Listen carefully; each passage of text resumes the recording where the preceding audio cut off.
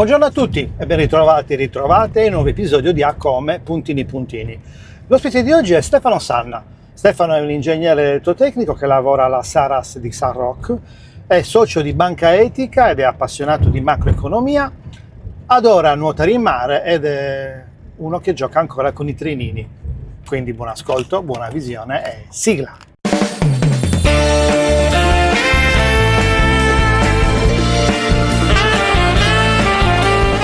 Come Puntini Puntini, un podcast ideato e condotto da Francesco Congio.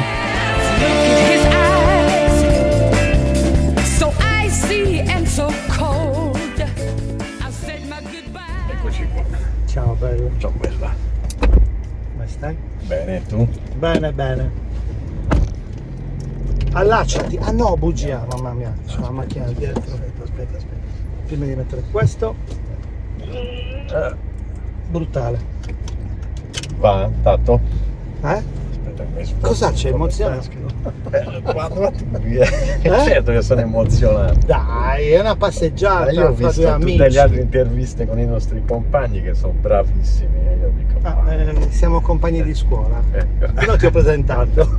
Mi hai già presentato. Siamo stati compagni di scuola 40 anni fa circa. 40 anni fa, mi sa di più comunque. Di più, 45. Sì. Vabbè, dai, comunque Vabbè, lasciamo sì, perdere. più di 40 anni. Ti ho presentato. Ok. Ho fatto l'incipit, ho detto che sei un ingegnere elettrotecnico. Bravissimo. Che lavora da sempre alla Saras. No. Ah, ho vedi, sbagliato. No, vabbè. Io ricordavo così. No, in realtà io ho fatto i primi 10 anni della mia carriera di lavoro, li ho fatti in Enel. Ma non lo sapevo questo. Ho fatto Wow. 10 anni all'Enel. Ah, E tra l'altro una cosa cioè che ti sei laureato? laureato, ho fatto il servizio civile. Ok. Mentre facevo il servizio civile Guarda che sono sordo, Ciccio. allora Alzi tiro il sulla volume. voce. Ho fatto il concorso all'Enel Ok. e mi hanno preso. Mi hanno preso in Enel Distribuzione, ancora la vecchia Enel, Sì. insomma, col suo, come dire, ruolo sociale ben specifico. Non te lo sto dicendo a caso questo. Ok. E ho iniziato a lavorare nel palazzone dell'Enel lì a via Roma, Piazza del Feno. Piazza del Feno. Stavo veramente bene. Mi occupavo di elettrificazione, prima di telecomunicazioni, poi di elettrificazione rurale. Ah, Adesso che seguivo questo gruppo di ragazzi, era il responsabile dell'ufficio elettrificazione rurale, giravo per la Sardegna. Io ora conosco i comuni della Sardegna a gruppi, in base alle linee che costruiva, ma mi sono trovato veramente bene con e quei poi che è ragazzi. successo? Poi hanno incominciato a fare le solite rivoluzioni in queste società che devono diventare società Ma private. tipo Terna, questa roba qui non c'entra nulla. Terna Cioè, è quel figlia periodo di lì. quella vecchia Enel, Ah. dove Terna è l'unico pezzo che è rimasto statale, Giusto? mentre il resto è stato spacchettato e diventato SPA. Privatizzato. E allora hanno incominciato a spacchettare, allora mi hanno proposto di andare a fare prima il vice responsabile della zona di Nuoro, e ci ho fatto quasi un anno, e poi mi hanno spedito per 3 anni a Sassari, Ahia, ecco perché poi. dove sono stato veramente bene. Però mentre mi scadevano i 3 anni, che voleva dire perdere quella che era l'indennità di trasferta, io ho chiesto, insomma, cosa avete in testa per me? Perché insomma avevo una casa a Cagliari appena comprata, avevo famiglia a Cagliari, 2 figli. 2 figli, bravo, e siccome l'allora direttore del compartimento non era una persona molto sveglia, pare fosse romano. Comunque, allora, Niente visto- contro i romani, no, assolutamente no, continentale. lo dico perché in realtà conosceva pochissimo la nostra realtà. Lo vedi. E forse anche lui non è che fosse felicissimo, non lo so, di stare qui. Vabbè, queste me le sto inventando io. Occhio che qualsiasi cosa tu dica verrà usata contro Ma di te. sì, no, Quindi di quello che ti pare e piace, perché siamo grandi, adulti. Siamo grandi vaccinati. Uff. Ormai ho un'età. Aspetta. Tu sei più piccolo di me. Io sono più piccolo di un Sì. anno, sono del 64, Io del 63. 63. esatto. Però ti faccio una domanda velocissima. Fai tutto quello Quanto che hai voglia di dire tutto quello che ti passa per la testa alla nostra età? No, ti sei beh. rotto le scatole di No, tenere... ma ormai dico Sì. e faccio quello che voglio. Bravo. No, ma vabbè. se non è questa l'età giusta per Bravo, fare, questa poi è l'età giusta. io non è che sia un rivoluzionario, però No, ma anche togliti almeno qualche dire rospicino. fare le cose che voglio, sicuro. Oh, bravo. Ok, quindi questa persona non quindi era molto... lui non mi ha detto niente, non ha deciso nulla, che ho deciso io di cambiare. A Sassari stavo veramente bene, ho dei Cioè tu hai colleghi deciso splendidi. basta, non voglio più stare in Enel? Sì, Ah. non potevo più continuare a stare a Sassari con la casa a Ma Cagliari. vivevi a Sassari? Sì, vivevo a Sassari. Poi per un anno ho fatto avvicinare anche la mia famiglia. Oh mamma mia. Poi in realtà no, c'è stato un altro episodio particolare. Era venuto questo tipo del personale da Roma che mi aveva prospettato questa bellissima carriera. Poi in realtà queste cose te le prospettano sempre, però dovevo decidermi se andare a Roma o a Milano. Oh, vabbè, cioè, Io mi sono fatti i conti.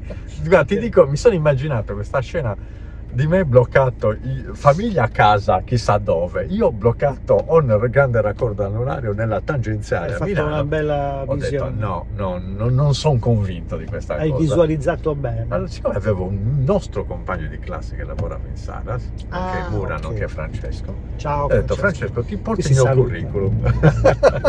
E così è andata, quindi ok. mi hanno fatto il colloquio, è andato colloquio, assolutamente bene. E io ho iniziato il mio secondo lavoro. Quindi hai fatto 10 anni lì 10 e poi... anni lì, ora sono dal 25. 2001, quindi sono 25, sì, bravo. Sì, caspita. No, a caso ho detto 25. no, ci ha ma ci ha beccato. azzeccato benissimo. 25 anni. 25 anni, quindi Ti trovi bene, ovviamente. Sì, no, assolutamente mi trovo bene. No. E ti occupi comunque dei tuoi rami? Allora, in realtà ho fatto un po' di cose, prevalentemente della parte elettrica me ne sono sempre occupato. Poi mi hanno mandato per un certo periodo a occuparmi di carpenteria, di cose di questo tipo, di sicurezza, di programmazione e costruzioni, di ingegneria. Ho fatto veramente di tutto. Ora da alcuni anni, cioè negli ultimi 10 anni mi sono occupato di affidabilità degli impianti, che è una cosa che mi piace molto perché è molto tecnica, e negli ultimi 5 anni invece ho questo ruolo di tecnologo, ho questo gruppo di ragazzi che hanno la mia età, che seguo di giovani, bambini, però sono veramente persone di un'esperienza incredibile, perché alcuni di loro hanno fatto 40 anni in raffineria, e mi occupo di upgrade tecnologici, nota la mia uso dell'inglese, forse 2 parole, una è questa. Le hai tradotte tutte? Le hai tradotte? L'inglese sono scarsissimo. E quindi ci occupiamo sia di sviluppo tecnologico degli impianti, sia di produzione di energia elettrica, di distribuzione, ma anche di altre utilities. Come l'acqua, gas, idrogeno e basta così, altrimenti poi e moti il blocco, perché dobbiamo tornare un attimo indietro. Sì, dai. Perché poi vabbè, ti ho presentato, ho detto questo, Okay. Poi mi avevi detto una volta che eri, oltre che socio di Banca Etica, che è una banca particolare, sì, che ti sei appassionato non so quanto tempo fa di macroeconomia, e quello sì, mi aveva, cioè avevo già detto, ma come mai? Mi raccontasti anche che avevi scritto un libro. esatto, Un libro per ragazzi. Per ragazzi, che spiegava proprio la macroeconomia ai ragazzi. Sì, Una cosa del genere, giusto? sì, No, l'ho anche comprato, benissimo. l'ho sfogliato, non l'ho letto tutto perché non mi ricordo niente di quello che leggo. Ci ho messo le figure Bravo. per aiutare. Per aiutare. La macroeconomia, tutti pensano di conoscerla, in realtà è tosta. Io l'ho studiata, ma ne so zero. È tosta, ma perché poi scopri che in base a chi te la racconta, questi che te la raccontano hanno sempre un secondo fine, non sono mai... Perché ti sei appassionato di macroeconomia? Mi sono appassionato di macroeconomia perché non mi tornavano i conti. Eccola. Da ingegnere deve succedere. Sempre. E allora insomma uno dice, ma perché l'economia funziona in questa maniera? Dai, te la faccio, prova a fartela semplice, poi spero di non confondere ulteriormente le idee. Cos'è quella che non mi piaceva a me che si usava sempre quando facevano le leggi di bilancio dello Stato italiano come strumento per costringerci a digerire certe scelte, il debito pubblico, no? L'Italia ha questo fardello del debito pubblico e debito pubblico. Ma io voglio capire cos'è questo debito pubblico. È quella cosa allora, che ci dicono che siamo nati con 11 milioni ci dicono, di debito. Esatto, come che nasci, poi diventa, no? 20.000 euro, 30.000 euro, e io 20.000 euro. In realtà gli ultimi dati non li conosco. Io mi ricordo 11 milioni di lire. Sì, perché però uno dice, banalmente dice, ma se io non ho mai contratto debiti con chi è che c'è questo mio debito? Com'è nato? E allora mi sono messo a studiare. Poi in realtà è successo che una collega Collega di lavoro? Di lavoro, sì, con cui facevamo i colloqui di assunzione. Io facevo la parte tecnica, lei faceva l'altra parte. Mi ha raccontato, nelle nostre chiacchierate, mi diceva: no, sai, anche mio marito si sta occupando di questi temi. No, illuminazione. Devo conoscerlo. Tra l'altro siamo diventati non amici di più con Daniele, col marito. Lui è tra l'altro laureato in economia e commercio, mi ha fatto leggere dei libri di macroeconomia che non erano della scuola neoliberista, perché in Italia abbiamo avuto una scuola diciamo keynesiana che diciamo poi, ora uso un termine un po' complottisti, ma tanto tu un po' mi capisci queste cose, che è stata zittita. Davvero? Sì, ad esempio il grandissimo Augusto Graziani, mitico, ha scritto un testo con universitario. Caffè, era il gruppo di Caffè. Bravo, ricordi benissimo. Caffè e Graziani sono dal punto di vista italiano i riferimenti assoluti. Non ricordo male. Caffè ha appoggiato i suoi occhiali nel comodino e poi è sparito. Non si sa dove sia finito. Tipo Matteotti, Matteotti è sparito male, poverino. Ma chi è? Majorana voleva Majorana, no, è l'altro che, vabbè, non è sparito perché Mattei è precipitato, è altra storia. E allora incomincia a metterti le domande e poi pian piano trovi le risposte. E scopri che il debito pubblico non è sempre un problema, anzi non lo è quasi mai. C'è un vantaggio. Il debito pubblico, qui provo a dare una definizione, chissà se me la ricordo bene, corrisponde fino all'ultimo centesimo al risparmio dei cittadini. Del resto tutti sanno che in economia esiste c'è la partita doppia, debito e credito, e si devono sempre la somma deve essere sempre pari a zero. Allora, se c'è un debito, chi ha questi soldi? Allora, per semplificare, no. Io ero se di questo. Noi decidessimo di azzerare il debito pubblico, nessun italiano avrebbe più una lira di risparmio, un centesimo di risparmio. Se azzerassimo il debito pubblico, nessuno più avrebbe un centesimo di risparmio. Cioè i soldi che c'ho in banca non valgono più nulla? No, non li avresti, non potresti, perché quelli corrisponde al tuo debito.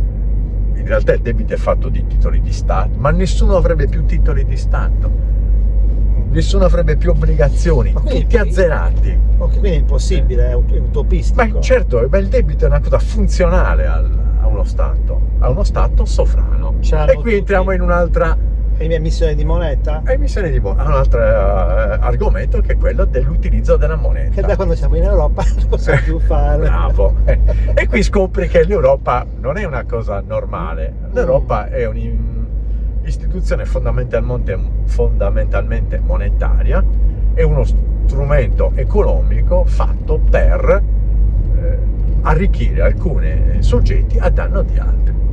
E noi non siamo tra quelli che si arricchiscono, ricordatelo.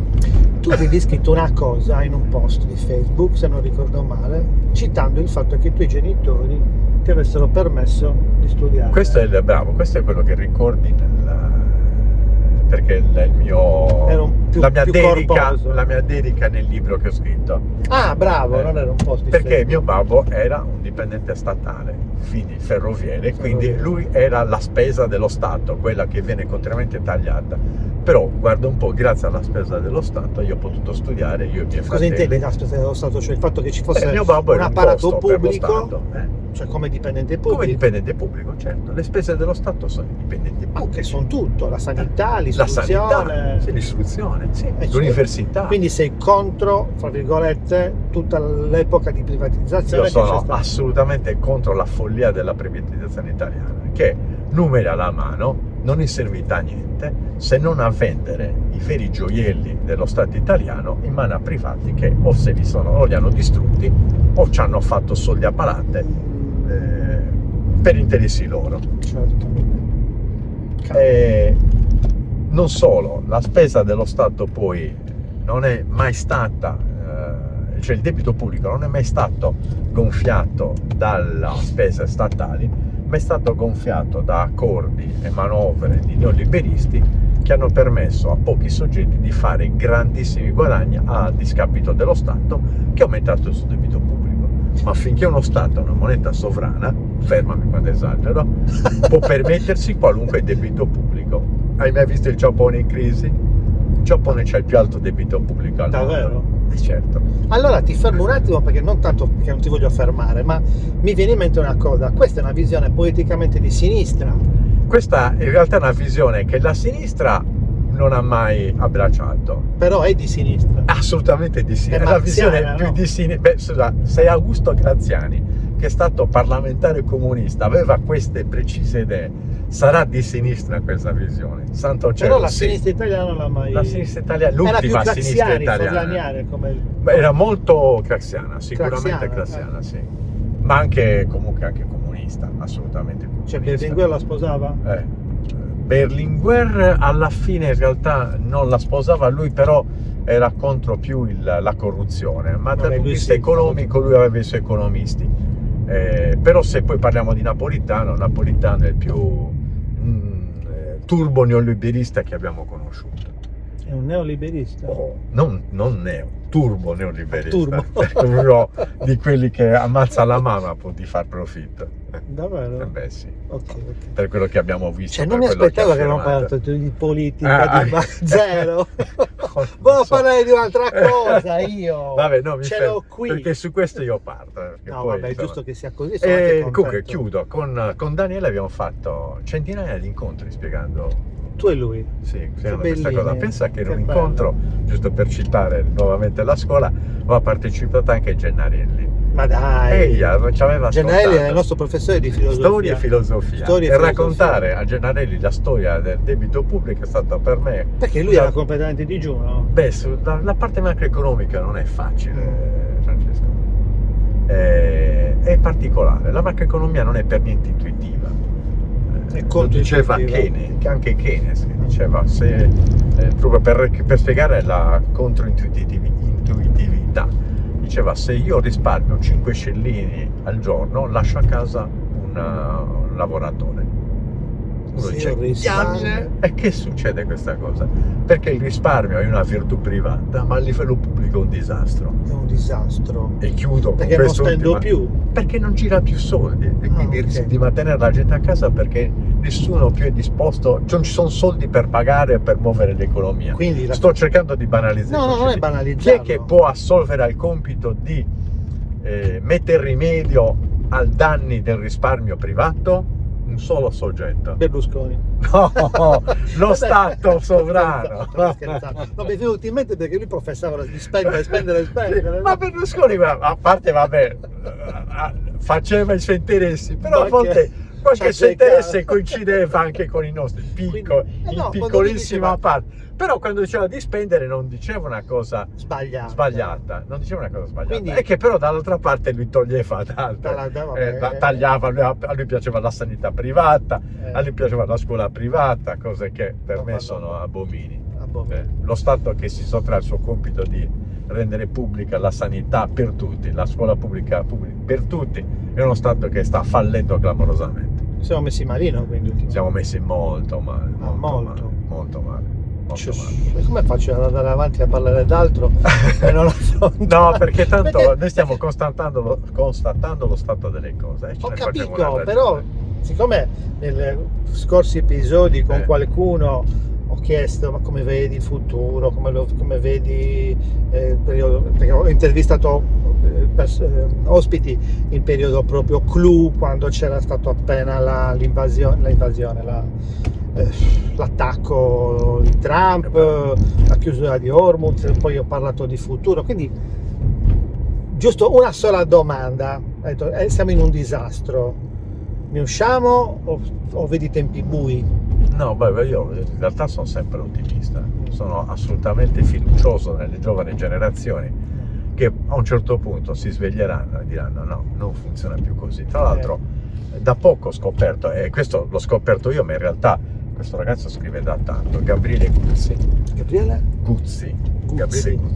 ha scritto questo libro, Eurosuicidio.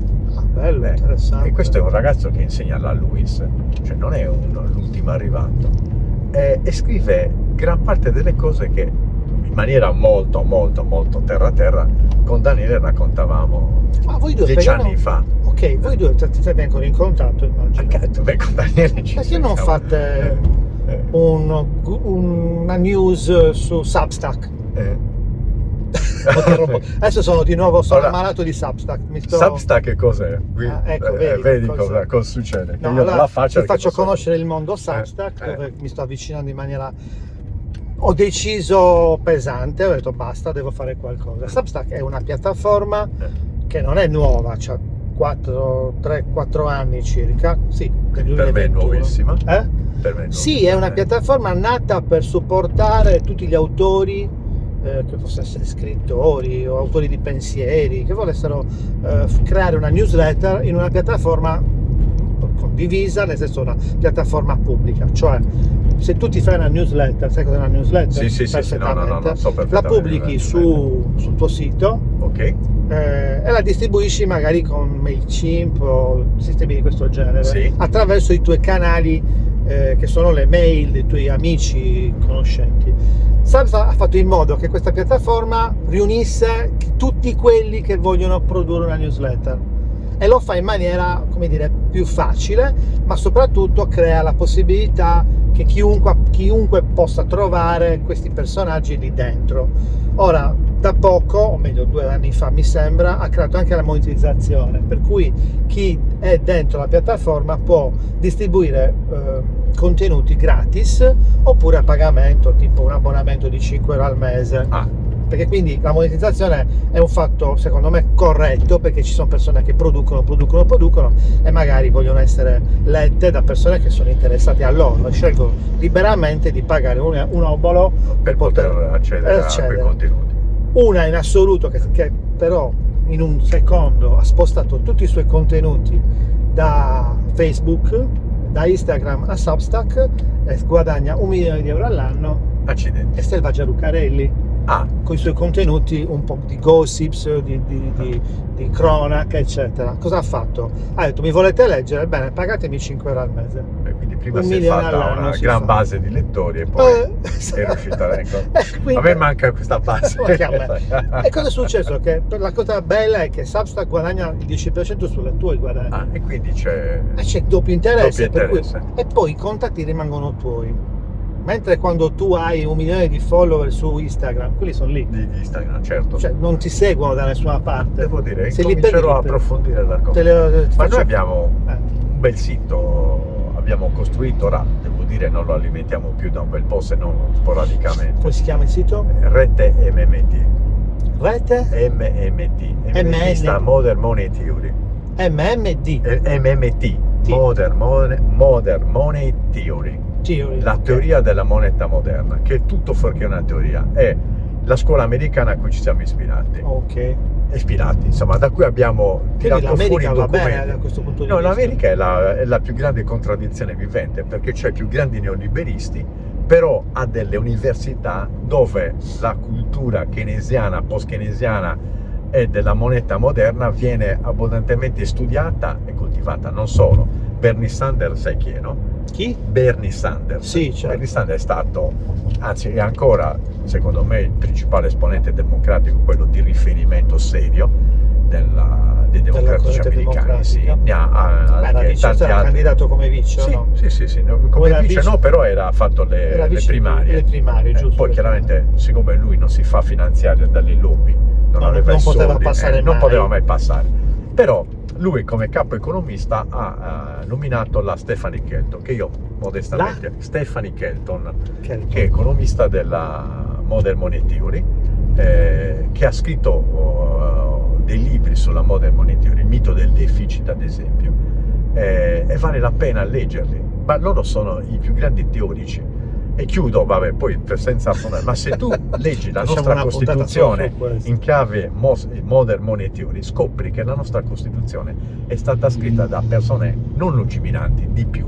È una cosa eccezionale. E non solo per questo motivo. Non solo per questo motivo, ma anche dal punto di vista economico è una cosa incredibile la nostra Costituzione, sì. È proprio stata scritta da gente più che illuminata. Questa parte. Sì, vabbè, e questo è uno dei pezzi della per cui poi Sì, ora devo dire, in realtà non è che ho rallentato la mia attività in campo economico, mi sto dedicando molto di più a banca etica, che ha le stesse finalità, ha gli stessi principi, e devo dire i fondatori di banca etica, tra i principali fondatori di banca etica, ci sono delle persone che quando parlano, diciamo, riesco a condividere grandissima parte delle cose che dicono, proprio perché, diciamo, il discorso qual è? Tu devi decidere se i soldi vuoi usarli per far crescere socialmente, culturalmente, in salute le persone, tutte le persone, e quindi fai un utilizzo dei soldi, oppure decidi che i soldi devono servire a pochi per fare profitti smisurati sfruttando tutti gli altri. Queste sono le due polarizzazioni della moneta. Ok, banca etica come si comporta? Banca etica è l'unica banca che invece mira al sociale come sua principale fonte di finanziamento. Banca etica ha una sua struttura cooperativa che è composta da circa 50.000 soci, quindi non è una cosa piccola, è una banca popolare, quindi vuol dire che può agire su tutto il territorio italiano. È una banca a tutti gli effetti, cioè banca etica è una banca. C'ha chiaramente un titolo, questo titolo etica, che uno con le banche ha difficoltà ad associarla, però di fatto si propone sempre di agire in campi che sono eticamente accettabili, e tutti i finanziamenti importanti che fa, anche non importanti, li sottopone sempre a una doppia valutazione, quella monetaria, che è propria della banca, ma anche una valutazione di carattere di impatto sociale. Quindi ci sono dei valutatori sociali che fanno questa attività. Io faccio parte di questi valutatori sociali. Bello, per quanto riguarda il sud Sardegna. Io ho conosciuto Banca Etica nel 2002-2003, mi sembra. E quindi insomma Banca Etica quando è nata, si stava fondando in quel 25 anni fa, sì, nel 2001. Che aveva la cooperativa sociale, e proprio Banca Etica stava iniziando ad affacciarsi anche sul mercato. Poi io non ho potuto aderire a quella perché io ero dentro Banca Prossima di Banca Intesa. Sì. Banca Prossima era proprio la banca per le cooperative sociali, però Banca Etica mi è sembrata sempre una Banca Etica c'è, è in piena salute, quindi... Ma tu sei un valutatore? Io sono anche valutatore sociale, in realtà dei soci della Sardegna Sud sono il coordinatore, nel senso che i soci eleggono e da ingegnere zootecnico fai macroeconomia, poi fai l'ingegnere dentro. Però sono sempre... Comunque tu sei un ingegnere che mi sta simpatico. Io non ho molti buoni rapporti con gli ingegneri, ma pazienza, ne ho di motivi. Gli ingegneri sono strani, vabbè, a parte poi le battute. Vabbè, la battuta la dico solo una, ma il suffisso, c'era una barzelletta che usciva sul web quando il web ha iniziato a esistere negli ultimi anni del 90, no? 95, 96, i primi siti. C'era non un meme, come si può dire, una parodia, no? Siccome sono ingegnere, ricordi, l'hai conosciuta? No, questa no. Non la conosci? No, mi sono comprato il libro L'ingegnere non vive ma funziona. Eccolo lì, perfetto. Se tu scrivi siccome sono ingegnere su internet, vedrai tutto. Siccome sono ingegnere, è tutto, un elenco di cose che poi ognuno ne aggiunge una per sua conoscenza, ma tu non sei ingegnere, sei già diverso. Perché oltre a questo ti ho detto che appunto sei appassionato di macroeconomia, poi adori nuotare al mare, questo è un fatto non comune, ma come mai? Perché mi hai detto un giorno io nuoto solo al mare, allora, o anche in piscina? No, è nato così. Uno è nato da un infortunio, dovevo rinforzarmi, avevo avuto un incidente alla gamba, operato al menisco, e quindi dovevo rinforzare le gambe. Ho detto vabbè, consiglio maggiore il nuoto, e quindi sono andato in piscina dove insomma, ho fatto un sacco di amicizie ancora, però in piscina ho cominciato nell'ultimo periodo della mia piscina ad avere problemi col cloro. Adesso che tornavo a casa, per un giorno avevo 2 occhi che lacrimavano, pur avendo gli occhialini? Sempre con gli occhialini, chiaramente. E poi mi raffreddavo uscendo dalla piscina. Non chiedermi il perché, non mi sono messo molte domande. Quando poi è arrivato questo bellissimo periodo del Covid, no? Bellissimo periodo del Covid, dove all'improvviso ci hanno scopri detto, nuove attività, nuovi modi di vita. Allora la piscina chiaramente era la prima cosa che hanno chiuso. Hanno chiuso. E quando si... Ma ti hanno chiuso anche il mare? Sì. O eri quello che stava correndo nella spiaggia con l'elicottero? Non potevo correre Eri perché quello? la mia schiena, ma l'avrei fatto, però per andare per il mare l'avrei fatto. Però appena hanno potevi riaperto, fare, il hanno mare. riaperto il mare, io ho incominciato a nuotare. Cioè, ma scusa, hanno chiuso il mare, Eh. hanno chiuso l'aria aperta, Eh. hanno chiuso Chiud- quello, è controintuitivo, lasciami uscire, lasciami... Ma, vabbè, ma lì veramente abbiamo fatto cose che ancora uno dice, ma perché? Vabbè, comunque 2 anni veramente, quando conto gli anni, quanti anni 2 in ci meno, sei? 2 in due meno, in 2 in meno, meno. due in Per meno. 2 anni abbiamo fatto cose veramente... Quindi hanno riaperto il mare, Allora, ho riniziato a nuotare al mare Ah. e devo dire... anche d'inverno. Sì, anche d'inverno. Ma col D'inverno mutino? con le mute, no, io ho mute invernali e mute estive. Ah, ok. E poi senza muta, chiaramente. Quindi faccio tutte le stagioni. E tuttora lo fai? Certo, sì. Quante volte vai? Beh, ora chiaramente lavorando vado, se riesco, sabato e domenica. Ah, ok. La Giulia di mia moglie che dice, ma Tua moglie ma è una santa ma donna, me la- tua moglie, sì, ti no, fa, mia moglie è una ti fa santa lavorare, appassionato di Mi fa macroeconomia, quindi ti fa lavorare. vedere Daniele, poi ti fa andare a nuotare al mare e poi ti fa giocare con i trenini. Mi fa giocare con i treni. E questa cosa? Questa cosa, chiaramente, ogni cosa ha le sue origini dove? Nella scuola, no? Cosa succedeva? Allora, Ma io non lo sapevo. Quando stavate chiacchierando con Felice, questo lo ricordo, stavate parlando che durante i giorni di sciopero si andava, e forse non solo, si andava a giocare a ping pong a casa di Andrea Massari. C'ho nomi e cognomi. Cioè, vabbè. Si può fare. Si Io, può Andrea fare. Massacci, se ascolti, magari ascolti, io ti sto aspettando qua. Allora, vabbè, l'ho detto così lo inviterai. No, perché abbiamo invitato tu, cioè io devo chiudere il cerchio. certo, no, C'ho no, Carla, Botti, Felice, tu, mi manca lui. Cioè, per farlo venire qui o gli faccio un'imboscata. Vabbè, dopo che sente me si comincia che chiunque può fare Non questa è chiacchierata. vero, no, le persone migliori. Vabbè, quindi si andava a casa di Andrea. E invece tu, E poi c'è stato un giorno in cui tutti quanti siamo andati a casa di Carletto. è vero, avevi E il Carletto trenino. voleva farci vedere il trenino. Giuro, me lo ricordo. E ci aveva fatto vedere c'era questo trenino che era una cosa inguardabile.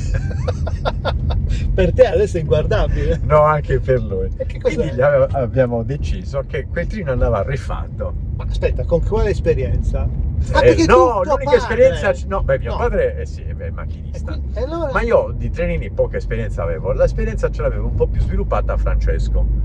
Quindi Ok. li stiamo nominando tutti. Non importa, ma E lui quindi- aveva già il trenino. Lui aveva un trenino, sì. Cioè un plastico. Francesco sì, se l'erano costruiti col fratello. Io mi ricordo esatto, un plastico, E forse quindi, era quello. quindi con Carletto, la proposta a Carletto, vabbè, incominciamo a costruirlo. Carletto, diciamo, aveva finanziato questo nostro desiderio e quindi lì ci abbiamo lavorato 3-4 anni, non mi ricordo. 3-4 anni. Sì, abbiamo tirato fuori questo bellissimo trenino, devo dire. Abbiamo fatto un bel lavoro. L'avete ambientato ci dove? In andavamo, Sardegna? eh? Dove avete ambientato il plastico? No, questo era ambientato nelle montagne svizzere, questo Figurati. di Carletto. E quindi ogni Quanto era sabato, grande? ogni domenica, quando c'era tempo si andava a lavorare. E lui pagava. Lui finanziava. Compri quello. E Sì, poi sì, c'è- no, no. È una figata Ma devo dire, pazzesca. poi Carletto non era un tipo tirchio, sicuramente. Generoso. Una generosità paurosa. Ma poi era per anche lui. troppo. Era per lui. E quindi, insomma, ci ha permesso di vivere questa passione. Che figata. Quindi finito questo periodo del liceo, che poi all'università, ho detto vabbè, io la prima cosa che faccio quando inizio a lavorare mi compro un trenino. Eccolo lì. Poi io ho cominciato a pensare, ma che trenino mi compro? Ho detto, mi sa che mi compro i treni dove ha viaggiato mio padre. E quindi ho fatto questa Ma lui scelta. era ancora vivo? Mio babbo è ancora vivo. È ancora vivo, Sì, che mio babbo è bello. 91enne è ancora vivo. E tra l'altro, insomma, a parte che un po' il fisico... Ma quindi l'hai condivisa con lui questa passione? Cioè, no, vai, Cosa ho scusami, fatto? scusami, vai. Ho cominciato a comprare i trenini su cui mio babbo aveva viaggiato e mio babbo aveva guidato. Qualcuno ci sono salito anche io, Ovviamente. cosa che ora se ci penso Fuori penso, legge. Fuori legge. mio babbo sarebbe arrestato probabilmente, cose Non del si può genere. fare più nulla. Però ormai non potete fare più nulla, è caduto in Ah. prescrizione. Giusto. Quando ho cominciato ad avere un bel po' di trenini, ho detto beh, ora questi devono incominciare a girare. Ma scusa, ti compravi solo la locomotiva, intendo? Compravo Motore, locomotiva, la no, motrice. poi mi sono comprato qualche vagone, poi ho comprato... Ma rimanevano lì. Poi ma non ne facevano tanti trenini che giravano in No, Sardegna. nel senso che tu li cioè, io li compravi compravo e li conservavo.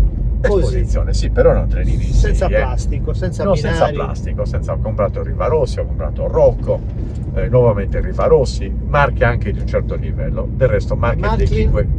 Marklin no, perché Marklin roba italiana non ne faceva. non faceva roba italiana, ok. No, non ne faceva. E poi Marklin aveva anche una diversa alimentazione. C'aveva anche un problema di binari particolari. Esatto, bravo. No. In metallo. Marklin aveva diversa Binari in Marklin in metallo. con la massicciata in La metallo. massicciata cioè, e l'alimentazione? No, l'alimentazione era diversa, era in continua, quindi no, in alternata. Quindi era anche un problema la gestione della Di tutto Marklin. il sistema. Invece Riva Quindi Rossi più Riva semplice. Rossi, Rocco erano tutti invece in corrente continua con il variatore di tensione, insomma erano carini. Allora ho cominciato a pensare a un circuito dove far girare almeno 4 trenini. E dove posso farlo il circuito? Dove posso costruire la casa di mio babbo? In quale stanza? Nella mia stanza, che ormai era la stanza che non usavano più, era diventata una stanza così. Che figata. Quindi Quindi ho cominciato- l'occasione di vedere tuo padre. Quindi ho cominciato a costruire in tanti anni, in questi 10 anni, anzi ora è da 2 anni che non ci metto più piede, ma ti spiego anche perché, non più piede, non ci costruisco più nel trenino. E quindi ho cominciato a costruire per solo plastico. Man mano è cresciuto, ho fatto questi circuiti e poi ho detto che ambientazione faccio? L'ambientazione è stata quella della stazione di Cagliari. Quindi ho costruito Ma in che legno belle. la stazione di Cagliari. Ma c'è ancora? E certo che c'è, no, è perfettamente conservato. Foto, voglio foto. Poi foto. te le manderò. Poi ho costruito la stazione di Villa Massaggio perché mi sembrava quella più carina da costruire, quindi c'ho questo Sempre trenino nel circuito. che va da Cagliari fino a Villa Massaggio. Ok. Poi ho costruito il passaggio a livello di Sant'Agilla. Poi nel plastico cosa ho fatto? Ci ho aggiunto la casa di mio padre, ci ho aggiunto casa mia, ci ho messo un po' di queste robe. Figata. E quindi ora questo è quasi completato il plastico, però ora l'ho un po' abbandonato. Perché? Perché a casa di mio babbo c'è il badante con i figli. I figli sono ancora piccolini e quindi, come si direbbe in chiusa al italiano, chiaro. sì, burigare nel plastico ora non sarebbe la cosa più salutare per il plastico. E quindi per il momento lo sto tenendo in stand-by. Intanto sto accumulando trenini di diversa scala e quindi prima o poi costruirò un altro plastico a casa mia in scala Ci sta, ridotta. ok. Sì, quindi a casa di mio Ti babbo. ricordi il Minitrix? Ti ricordi? Sì. Ah. La Minitrix c'è ancora. Della Minitrix- Marklin. Sì, è della Marklin. Il Minitrix ho Ecco, comprato Minitrix 2 aveva i vagoni. binari io. di plastica piccolini. Sì. No, beh, ora fa. Quelli che ho preso è roba seria. Ero andato, scusa, piccola parentesi, Eh. per motivi di lavoro che non ti sto a raccontare misteriosi, ero andato a Copenaghen alla fiera del giocattolo. Possibile. Ma devi vedere che cacchio di plastici di Possibile. treni. Perché- Ero a bocca aperta, se trovo le foto te le mando, una cosa che io non potevo immaginare che esistesse un mondo del genere, e il mondo era fatto di tutte le età, cioè dal bambino a Assolutamente. noi grandi. Il mondo dei trenini è un mondo per tutte le età. Sì, ma forse no, ma ora la in passione- base ai prezzi sta Bravo. costando un po' verso c'erano l'età plastici adulta, che valevano decine di migliaia di euro di valore. Allora, io forse faccio centinaia. quest'anno le ho saltate perché insomma bisognava Cosa un po' facevi staccare. tu? No, vado alle fiere dei trenini. Le fiere dei Sì, trenini? in Italia ce ne sono 2, c'è Novegro a settembre Ma dai. e poi a Verona c'è quella del giocattolo in generale, ma c'è una bellissima esposizione anche di Sezione trenini. per i come trenini lì a Copenaghen ho all'aprile. visto la fiera del Lego E beh, lì i Lego sono danesi. danese. Una cosa lo stesso che lì, ma ti parlo di forse 15 anni fa. No, 15 anni fa. Guarda, sono andato. a Copenaghen siamo andati 3 anni fa anche per vedere Billund, dove c'è la fabbrica di Lego.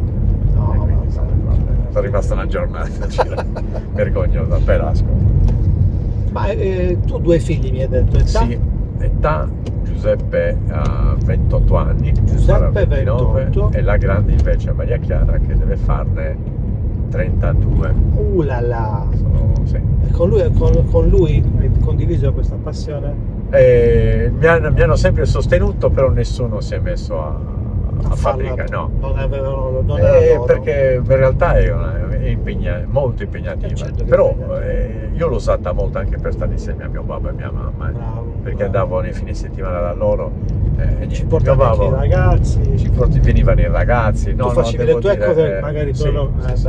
Bello. No, per loro è stato un bel periodo, anche per me devo dire, perché stavo con loro, poi mio papà appassionato di trenini, mi tirava fuori tutte le sue cose, racconti a voglia. Mio papà, se chiede a mio papà di raccontarsi, lui si ferma al periodo in cui guidava le locomotive a vapore. Il resto sono dettagli, proprio piccole appendici della sua vita lavorativa. La sua vita è con locomotiva a vapore. Però una cosa che io ricordo bene e che ti lega un po' al fatto che tuo babbo era ferroviario è che tu da piccolino, non so da che età, facevi sport. Yes. E che sport facevi? Ginnastica artistica. Wow. Dopo lavoro ferroviario. Ed eri un campioncino. Ho fatto, sì, insomma, a livello regionale sì, me la sono cavata bene. A livello nazionale, quando ho cominciato a ingranare, non me la cavavo male, però poi sono arrivato in una sezione dove si studiava. Ma porca e miseria. Lì, porca miseria, ho dovuto hai mollato lì decidere. per questo motivo? Sì. No, Io a 16 anni ho deciso o fare sport, perché poi dovevo allenarmi tutti i giorni. La ginnastica artistica poi prevedeva 6 attrezzi, quindi 6 discipline. E 6 discipline non puoi dire ma ci vado 3 volte qual è alla la settimana. tua preferita? Io andavo benissimo al corpo libero, anche a salto a cavallo. Il corpo libero è la mia disciplina. E come sei tuttora? Ti senti bene? No, sono scassato. Sono scassato. La schiena a pezzi. Mi sono operata la schiena. Ginocchio scassato, ma non per la ginnastica artistica. Però la schiena sicuramente, e quindi ora potrei fare poca cosa. Però mi piace da morire. Te la segui? Olimpiadi? Assolutamente sì. No, sempre. Quando vedo ancora Yusuke che fa gli anni, vabbè, ti rendi conto quanti anni ha quel mostro? Che ti fa venire lacrime agli occhi. Sì, anche a me mi emoziona. Oltre ad essere una persona veramente bella di spessore umano incredibile. Bella. No, la seguo assolutamente, ma mi piace da morire. Poi in realtà ti dico, non sarei mai stato un ginnasta, non avrei mai vissuto di ginnastica. Ma poi è ginnastica artistica. Ginnastica artistica ancora meno. Il mio istruttore mi aveva tolto la parola, poveretto, che diceva perché te ne vai? Non puoi.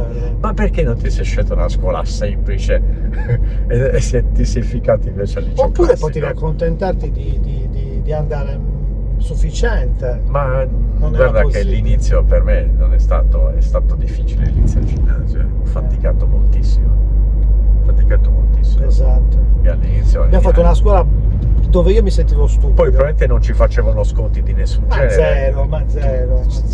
Ci siamo sentiti veramente tutti dei tonti. No, io più di tutti, poi tu meno. Ognuno aveva le sue materie dove era più o meno bravo. Io mi ricordo compagni dove quelli erano troppo geni, io ero scemo, però alla fine cambio sezione da un anno all'altro, non ho fatto nulla promosso, perché avevo vissuto di rendita per la bocciatura di quell'anno lì, ovviamente, no?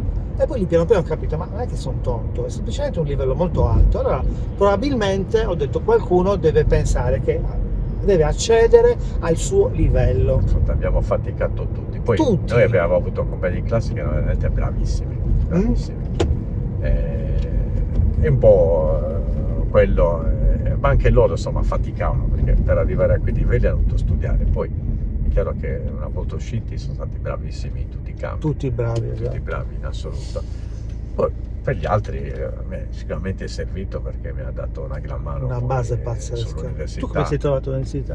No, benissimo. Bene. Ma come hai scelto ingegneria elettrotecnica? Ingegneria elettrotecnica, perché in realtà io non ho scelto ingegneria, io mi sono iscritto in ingegneria chimica. Ma va, tu sei finito alla chimica. E questo, vedi, il destino come malefico. Il destino. Volevi fare chimica? No, in realtà mi ero iscritto insieme a Francesco in ingegneria. Lui è chimico? Francesco è chimico.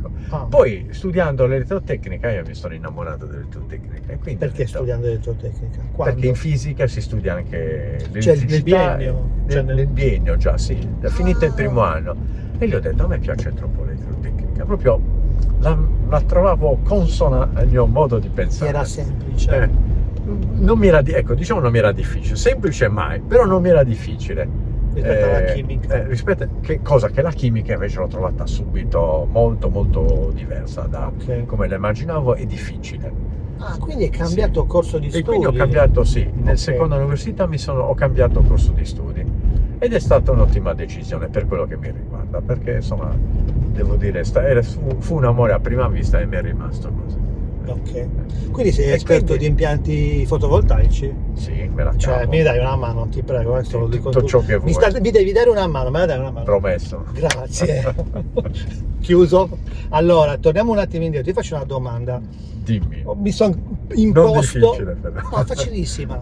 Una o due o tre, adesso ti faccio la prima. Dai. 7, 14, 21. 7, 14, 21. Cosa ti viene in mente? Lo so, l'hai fatta felice. Ecco, allora lo sai. No, mi L'ho viene fatta in a mente. tutti, lo sto facendo a tutti. Vabbè, 7, 14, 21 mi viene in testa la tabellina del 7. È ok, però è riferito alle fasi, Fasi di della vita, allora. 7 anni, cosa ti ricordi? Ci sono 7 dei anni, momenti clou. beh, 7 anni sì, ho iniziato a fare ginnastica artistica. Ah, 7 l'hai Sì, iniziato. a 7 anni, sì, ho iniziato a 7 anni. E quando l'hai smessa? A 16. Sì, a 16 anni, tra i 15 e 16 anni. No? Quindi Beh, 7 c'è un primo sì. pietra Però miliare 14 no, 14 è l'inizio del liceo. assolutamente, È stato un po' perché poi scioccante. è stato particolare, scioccante sì. Allora io dovevo Aspetta, tu fai le medie, fai le medie. faccio le medie, dove sono bravissimo, perché Sei bravissimo. Perché? in un mondo di poveri, no, non lo posso dire, però diciamo la mia classe era molto variegata. Io Dove l'hai fatta? l'ho fatta alla Meilogo. Non c'era- Meilogo, che era di ragazzi di strada, Allora, io ho avuto, balorda. no, vabbè, poi ti racconto, no, te lo racconto subito. Subito. Quando mia figlia si è iscritta al ginnasio, Mhm. io sono andata alle consigli di classe. Ginnasio dove? Siotto? Al Siotto, sì, Ah, mia ok. figlia ha fatto anche del Siotto, ha fatto Ok. il liceo classico, esattamente 25 anni dopo di me, e sono andato mi sono fatto eleggere rappresentante dei genitori. C'ero solo io candidato, anzi altri due. Quindi, Ok. vabbè. E lì ho conosciuto il preside, che era questo Fresu, professor Fresu, Mhm. che era stato il preside della Meilogo quando io ero alla Meilogo. E quindi ci sono conosciuti, ci siamo raccontati un po' di storia e gli ho detto che da dove venivo. Si è commosso questo qui. Perché? E dice, ma sa che lei è il secondo laureato della Meilogo che io conosco. 2. C'è La cosa- statistica è balorda. La statistica è balorda, però devo dire, mi ha Sei un commosso. sopravvissuto. Sei. E soprattutto mi ha intenerito lui che me lo diceva con un senso Con di orgoglio per dire, beh, qualcosa di due. Mamma mia. E l'altro è un pilota d'aerei, quindi Ehi, devo dire, insomma, ma la mica è scuola. un livello alto. Però ti posso anche assicurare che dei miei compagni di classe, a parte qualcuno che è andato via per motivi, insomma, Di legati salute. alla droga, insomma, roba del genere. Immagino. Però veramente non c'è nessuno che lo ricordi che non sia conoscendo un bravo ragazzo, veramente. Bravo ragazzo, Siete rimasti in diplomato. contatto con qualcuno? Con qualcuno ho notizie, però in contatto in realtà difficile, le in medie realtà è difficile. le medie è difficile, mentre è stato il mondo del liceo per 14 anni che ho cambiato. Io devo fare l'industriale, Ah, poi mia industriale. sorella che è un anno più grande di me si Mi iscrive ricordo al tua sorella, Siotto me la ricordo. su insistenza della sua professoressa di lettere che dice no, Evangelina mia sorella Sì, mi deve ricordo. iscriversi al Siotto perché lei è brava e lei mi raccontava di questa scuola e io ho detto ma perché non ci posso andare? Bravo. Ho detto sì e poi ho detto vabbè, metti che poi cambi idea che non voglia più fare l'ingegnere. Ma tu volevi già fare l'ingegnere? Beh sì, in realtà volevo già farlo. A che età? Già a A 13 anni 14. sicuramente sì. Non E come c'avevo mai in che testa. imprinting? Non mi piaceva, vabbè, L'idea. forse il fatto che mio babbo avesse questo lavoro tecnico mi affascinava un po' questo mondo. Però chimico? Ah no, perché ti sei No, in realtà chimico è Ingegnere in stato generale. ingegnere in generale. Poi di cosa non lo sapevo bene, non sapevo cosa facesse poteva essere l'ingegnere. civile. Poteva essere civile. Costruire diciamo, sì, almeno così. ecco, qualcosa da costruire. E l'hai fatto? E quindi l'ho fatto, quindi mi sono iscritto perché mia sorella mi ha convinto che ne valeva la pena il liceo classico, mi sono iscritto e sono uscito fuori dignitosamente. Mai rimandato? No, mai rimandato. Cioè, ma Mai tu sei rimandato. bravo! Sì, però Mai rimandato? No, mai rimandato. È promosso? Cioè, quanto hai preso alla maturità? Alla maturità ho preso 52. Cazzo, scavolo! No, tanto ho messo la spunta non per Sì, bambini. eh. Cazzo! No, no, cioè, io ho devo preso dire- 46! Beh, 46 che Tirato. vale oro 46. Tirato! Vabbè. Io poi negli anni queste queste cose le ho riviste tutte. Anche io le riviste andava tutte. benissimo anche un 36. Sono d'accordo. Quindi, 21 a 21 anni. 21, ah no, 14 me l'hai detto. 14 te l'ho detto. L'inizio del l'ingresso a liceo, scuola. ok. 21. 21. Vediamo un po'. 21 ci devo pensare. Beh, Che rifai cosa ho fatto a 21 conto alla anni? rovescio. Ti maturi a 19. A 19, sì. 21, Primi 2 anni di facoltà. Primi 2 anni di facoltà. Hai Forse- cambiato. No, avevo Hai già scelto- cambiato a 20 anni in realtà, sì, Vabbè. forse 21 può essere l'anno del cambio da chimica a elettrotecnica. Sono Può essere 7, quello, 14, sì. 21, non sono Sì. rigorosamente. No, però siamo però lì, siamo lì, sì. Quindi 3 diciamo cambiamenti. faccio una scelta che poi altro che se incide sulla mia vita. Completamente. Altro che sì. Completamente. Completamente, sì. Bello. Mi hanno detto di aggiungere altre 2 date, una psicologa me l'ha detto. Ok, vediamo. 30? 30 Circa, e 30 mia figlia. Eccolo lì. Arriva mia figlia. Piccoli a pietra miliare. Cioè, le date della vita sono Raccontami tua prima figlia, cioè non tua prima figlia, Eh. raccontami l'avere un figlio barra figlia. diciamo che se faccio la gradatoria di date, le prime 2 date sono, non me ne voglia nessun altro, compresa mia moglie, ma le prime 2 date, mia moglie chiaramente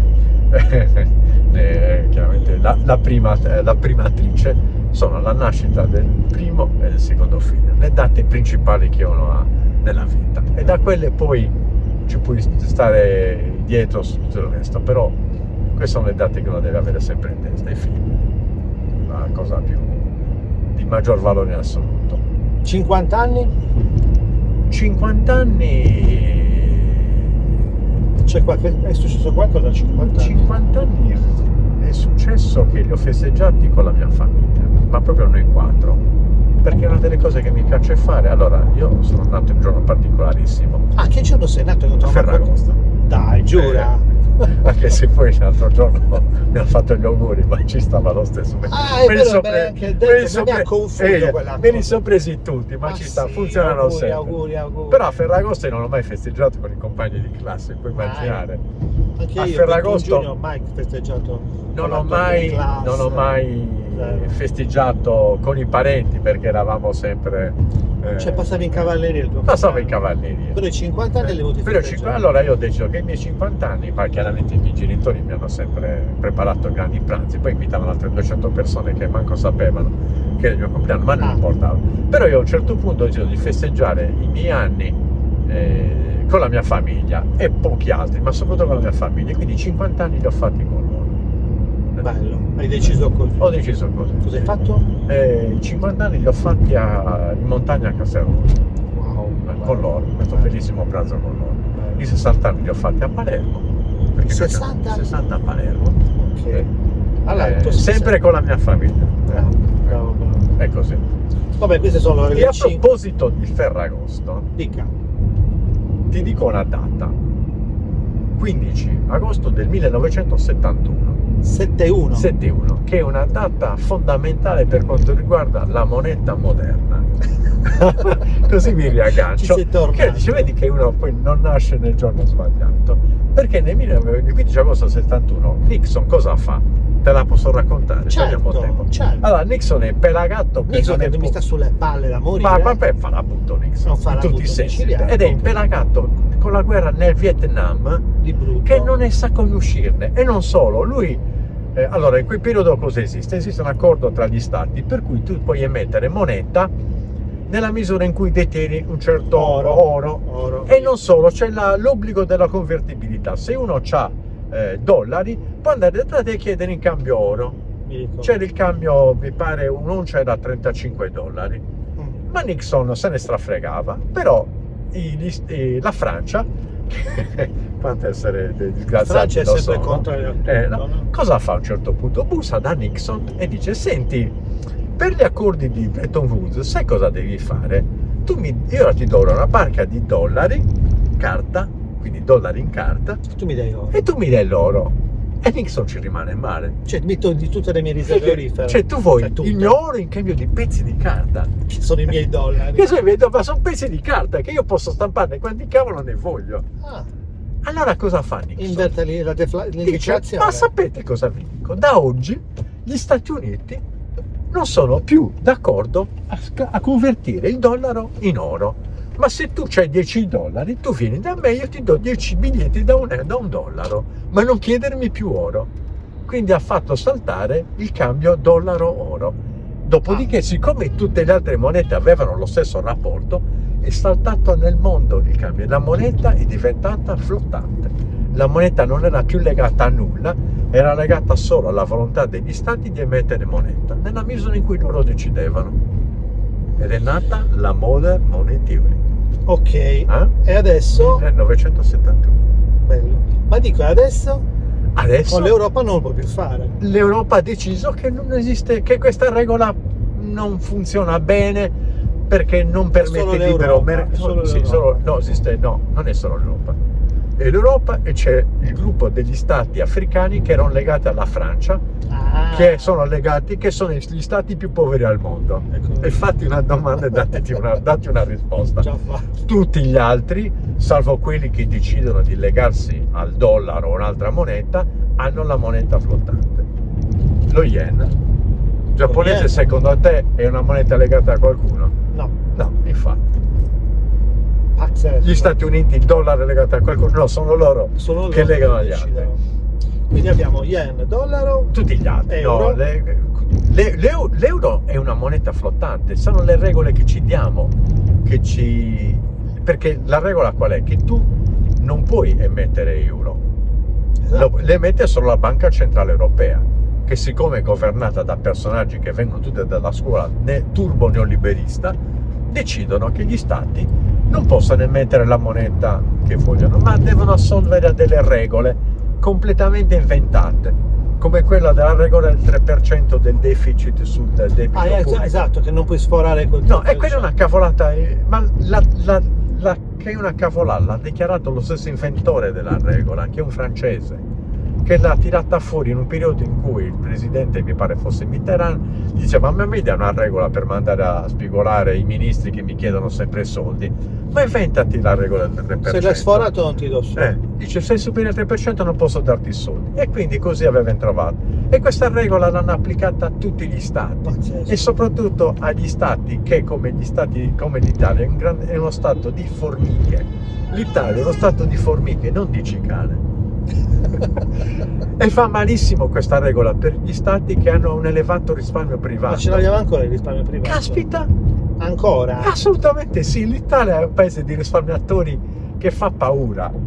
Tu pensa al discorso delle case di proprietà. Che sono le case di proprietà? Di quello. Le case di Degli proprietà sono immobili risparmio sterili, privato. che è una follia totale. Che però ci vogliono disfare, sì, però nasce sempre dalla volontà delle famiglie di risparmiare, perché l'Italia è un paese di formiche, non di cicale. Però se un paese di formiche ha bisogno di uno Stato che compensi il risparmio privato, e se tu tagli il deficit stai penalizzando gli italiani, e lì subentrano i meccanismi per cui ci penalizzano. Vabbè, dai, e non è banale il meccanismo, però per niente.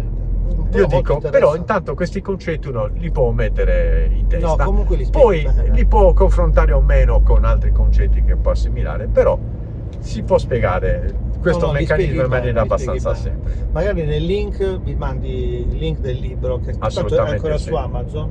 No, non c'è, se te lo... Dove si compra? Il libro, quello che ho scritto? Sì. No, ne ho io alcune copie perché la casa editrice non l'ha poi pubblicato. Perché non lo metti in autopubblicazione su Amazon? Ti aiuto io? No, non so fare. Fallo, è disponibile. Tieni presente che ho fatto sia una versione in italiano che anche in inglese. E allora, dai, lo devi mettere lì e poi vedremo. Dai, va bene, allora su questo mi aiuti, perché mi fa piacere se riesco a ripubblicarlo. Devi ripubblicarlo. Anche perché volevo, certo che ce l'ho, volevo cambiare qualche concetto. Rifai una nuova edizione? Sì, faccio una nuova edizione perché è un po' vecchio come concetto. Lo voglio un po' aggiornare. Rinfrescare, bravo, grazie. Guarda che siamo arrivati. Mannaggia, mi hai fatto chiacchierare troppo. E quindi, come? Mi sono preparato. Vai a... lo so. Però tu c'è la lista lunghissima. Ti prego, vai. Allora, vediamo se c'è. A me piace un concetto che è quello di attesa. Attesa. Attesa oppure aspettare. Spero che non ci sia una delle due. Certo, io sto guidando. E in ordine alfabetico. Vai giù, vai giù. Andiamo giù. No, non c'è. No, attesa c'è. Allora aspettare. Aspettare non lo leggo. Aspettare. Non c'è aspettare? No. Perché Allora, aspettare? Aspettare. Perché Spiegamelo. aspettare è saper gestire il tempo. Saper gestire il tempo dell'attesa. Quello di non Ma farsi... l'attesa uguale pazienza? Attesa uguale pazienza. Esatto. Il termine che mi piace, cioè in realtà volevo Vuol trovare dire un termine pazienza. con la che possa richiamare la pazienza. La pazienza, ma anche quello di fare in modo che il tempo abbia spazio per risolvere tante cose che nel momento ci sembrano irrisolvibili, ci sembrano problemi giganteschi, ci sembrano situazioni che ci possono causare sofferenza. Ecco, il tempo molto spesso aiuta a gestire, ci deve aiutare ad aspettare, a gestire questi momenti e a fare in modo che le cose possano risolversi anche se il tuo intervento spesso non è decisivo. Un po' come la maturazione. La maturazione vale anche nel lavoro, questo. Nel lavoro tantissime volte c'hai problemi che l'unica cosa che devi fare neanche considerare, guardarli. Guarda. Dopo un giorno scopri che la metà dei tuoi problemi si è già risolta. Dopo 2 giorni un'altra metà. Dopo una settimana ne sono rimasti 2 o 3, che sono quelli su cui veramente hai da spendere le tue energie. Quindi aspettare vuol dire anche saper spendere bene le proprie energie sulle cose che hanno senso. Bello. Non su tutto correre dietro e poi scoprire che hai Quando veramente... hai detto energia, mi piace energia, molto sì. perché l'energia è quella risorsa che abbiamo scarsa, perché non è il tempo, è l'energia. No, l'energia. Le energie finiscono, il tempo magari continua a durare perché ce l'hai, Sì. ma che senso ha avere tempo senza energia? No, tu devi gestirtela al meglio, devi sapertele centellinare, devi Bravo. riuscire a dosarle quando servono e non sprecarne neanche un grammo quando non servono. E questo, forse torniamo al discorso iniziale, dicevi, ma hai voglia di mandare a quel paese qualcuno e anche non dedicargli neanche un grammo della tua energia, è uguale. Proprio fatti scorrere tutta addosso e dire ma sì, scivolare, ma puoi dirmi quello che guarda, tanto io le mie convinzioni me ne sono fatte, saranno sbagliate, non lo so neanche come valutarlo, però Pazienza. di sicuro sto meglio così. Quindi anche questo è il tempo di aspettare, il tempo dell'attesa. Mi viene in mente di chiederti progetti. Cosa hai in mente? Progetti. Una cosa che stai progettando di fare, una cosa in cui ti stai dedicando, dove... No, lo so perché sicuramente c'è, perché se i treni sono in stand-by, il nuoto c'è sempre, lo sport lo fai Lo perché sport c'è devi sempre. farlo. Allora, Hai qualche sì, progetto? faccio una rivelazione pubblica. Uno spoiler. Uno spoiler. Dai. Allora, io sono sempre stato stonatissimo. Scarso. Lezioni di canto. No. No. Lezioni di sax. Bello! Il mio strumento preferito. Anche il mio, però peccato che non so nulla di musica e non sapevo Chi se nulla ne di sax. frega? Orecchio ce l'hai? No, neanche, però Nemmeno. chi se ne frega. Bravo, appunto. provaci. Bravo. No, non che io sto andando a lezioni di sax. Giura, da Certo, quando? Da un paio di mesi. E com'è? Allora, prima mi sono comprato il sax. Wow. Da un nipote che ne aveva 2. Ho detto, zio, te lo compra. Ma sai suonare? No, però te lo compro. Perché voglio imparare. E com'è? E poi ho trovato, bellissimo. Che figa. Io ora tornerò a casa. Hai il mio? Tornerò a casa, mi chiederò nella mia stanza da letto e mi metterò a fare un'oretta di sax. Ma puoi farlo anche in un parco. C'è un parco Quando vicino. diventerò, sì che ne ho, Vai a suonare fuori all'aperto. ma quando diventerò appena ascoltabile lo farò. Bravo. Per il Quante momento- lezioni hai preso? Ma una decina per il momento. E quanto ci vuole secondo te imparare?